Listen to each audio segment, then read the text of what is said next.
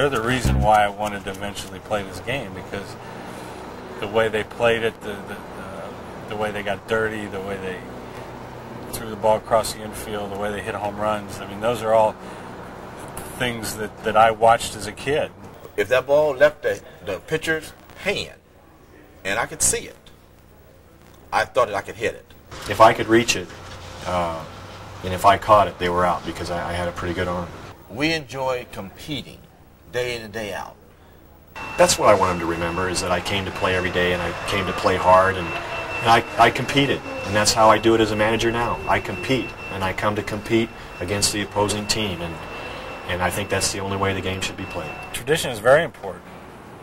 First of all, I think you should understand the history of what you're doing. Fortunately, again, I don't think a lot of our young players really understand or really care about the history of the game, which is very, very unfortunate. We got a couple of guys here in Detroit who don't know who Al Kaline is.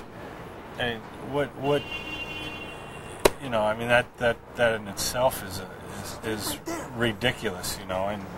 But that's a selfish way of looking at your job. I think you should get as much knowledge as you possibly can, not only about the game itself, but the people who play it.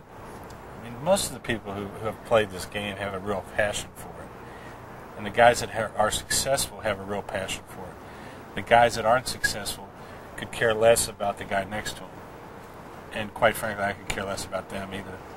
If a pitcher would ever hear us in the clubhouse talking about what we're going to do to him, that pitcher would never have taken the mound. There's not much for a starting pitcher to talk about other than his bat. You know, in spring training, the pitchers get together and they talk about how good hitters they are. I could hit the fastball, but when you threw that little old knuckleball at me, I couldn't hit that if I had a tennis racket. Now, the guys like Phil's younger brother Joe and the guys that threw the knuckleball harder, I didn't have much problem. But the one that really fluttered up there and was real soft like Phil threw, I couldn't hit it at all. So I was trying to figure him out for years. In 10 years, I had 3 hits off him. 10 years, I only had 3 hits. But I got smart. I said, you know, there's got to be a way to do this. So I studied and I studied. And now I'm playing against him. I said, I finally got him figured out. So he pitched me a couple balls in. I said, now he's going to go away. I said, okay, I'm looking for that ball out there. I'm going to go out and get it, line it to left field, and I'll finally get a hit off him, right? So sure enough, I'm ready. He throws that pitch. I step in. I'm looking to drive that ball to left field. The ball breaks in. I swing the ball, hits me in the stomach. Strike 2. I remember Reggie and the guys said, come on, Dusty, you can do it. And I'm like, man, I don't know. Against JR and some guys in the stands, I remember they were gambling, I think, and they were like, Dusty, you can do it. And the other guys, no way. And then Lasorda says, you know, that the Lord wouldn't take me that close without letting me taste the fruits of victory. And, you know, he gives you this whole spiel. And he said you know, children of Israel by the Nile and the Red Sea or the Nile had separated, and said, okay, man, I believe. And then JR threw me a fastball low and away, and it looked like it stopped. I mean, that was probably my highest moment of concentration. It looked like it stopped, and I hit it between the flag poles out there in center field. And JR said, hey, man, I'm glad you hit it, but I wasn't going to give it to you.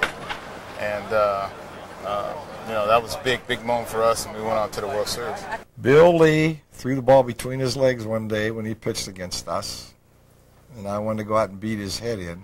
We knew not to show up a Bob Gibson, a Tom Seaver, a Ferguson Jenkins. I've hit not many people on purpose, but I have knocked people back from the plate. Pitchers knew how to throw inside to keep you honest. But today it's kind of scary sometimes. Not all the pitchers know how to pitch inside. Some people really deserved to get brushed back, and you know, if they were trying to show me up, then there was no doubt about it. The brushback pitch was very much a part of baseball at that time. If you hit a home run back then, you know, the next time up, you had to be a little bit loose in the batter's box. I grabbed some earth early in my career. They drilled me just to see if I could take it. And so I was already a little tentative getting into the box. I was on my heels bailing out before the pitch even came, and I think that's really the reason I was able to get out the way of that pitch, because like I was a little intimidated from that story at that particular time. But I think he's the only pitcher that ever in any particular game of baseball intimidated me, the fear of being hit by a pitch. I got out of the way of that pitch, and I went on to strike out 5 times in that game. Probably the greatest arm that baseball has ever seen. to be able to throw that many pitches that hard over, what, 26 years? He left the planet in the strikeout race long ago. If I'm not mistaken, I have 2 home runs off of him, and I'm sure there's quite a few Ks involved there too, but I don't remember those. Well, nobody wanted to face Nolan Ryan. He was lucky to not have to face me. He had a curveball that started at your shoulder or head, ear, and then would break down over the plate. The older guys, you know, would make the younger guys feel good, you know, if he was respectful and didn't get out of line, if he was a good ball player. You didn't want to make a mistake during the game because as soon as you got on the bus, you were going to hear about it. And it was like a constructive way of making people understand, hey, you know, we came here to win. It's not like it is today, that's for sure. We had Sal Bando, Reggie Jackson, Raleigh Fingers, Joe Rudy, Gene Tennis, just to mention a few of the bigger names. Bert Campaneris on that team. Sal Bando, who is now my boss. And those guys didn't cut you any slack. Competition was the word for me. We enjoyed competing. There was that mystique that I tried to maintain, that I was a tough ball player, because if I could make your focus and your concentration on what you thought that I was, then I felt that I could beat you. You know, Earl was a serious manager. He didn't take any kind of nonsense. He didn't let guys slack off. We had the guys that could really push you to the brink of insanity, but we had the guys at the same time who could pump your ego up to where you felt like you could conquer the world. In '74, we went out to play Oakland. Reggie Jackson, you know, heard about Reggie Jackson, and this was the year that they were going for their their 3rd world championship in a row. And I admired these guys for being able to endure for that long. You know, to win 3 world championships and just to get there 3 times in a row was phenomenal in itself. But to win it 3 times in a row was even more phenomenal. And I saw these guys, and those guys stayed intact for 3 years. You know, other than George Hendricks leaving, you know, the same ball club was there, so that was phenomenal. I mean, and that shows you like the loyalty to ball clubs in that era of baseball than it is today. Oakland A's of the 70s are one of the greatest teams of all time. Won 3 World Series in a row. We keep forgetting about these guys. And what I loved about the Oakland A's is it was a clubhouse of diverse personalities who would fight and brawl and argue and scuffle in the clubhouse. They'd walk on the field and played music together. In Pittsburgh, a ball hit home plate and hit him right in the nose.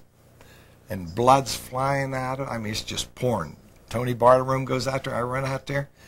And Phil Garner said to me, I'm not coming out of the game. I says, I'm not taking you out. And he looked at me. I says, I just want to come out. I says, now you look pretty. You were ugly with that other nose. You played, you competed, you wanted to be the best on the block, you played hard, you went up. Everywhere you went up is a higher level of ball. And the game, it's the integrity of the game. I pitched to Colby. He told me, I said, Cat in the World Series, he was in 101 games. And after it was over, he said, I could pitch tomorrow if you need me. And I said to him, what's the big deal about being in 101 games? We played 162 in the playoffs and World Series, so you had a lot of days off. He said, no, I warmed up on those days too. It's not that they got along or that they palled around so tight, but once the game started, everybody knew what they were supposed to do, and they would go out and do their job.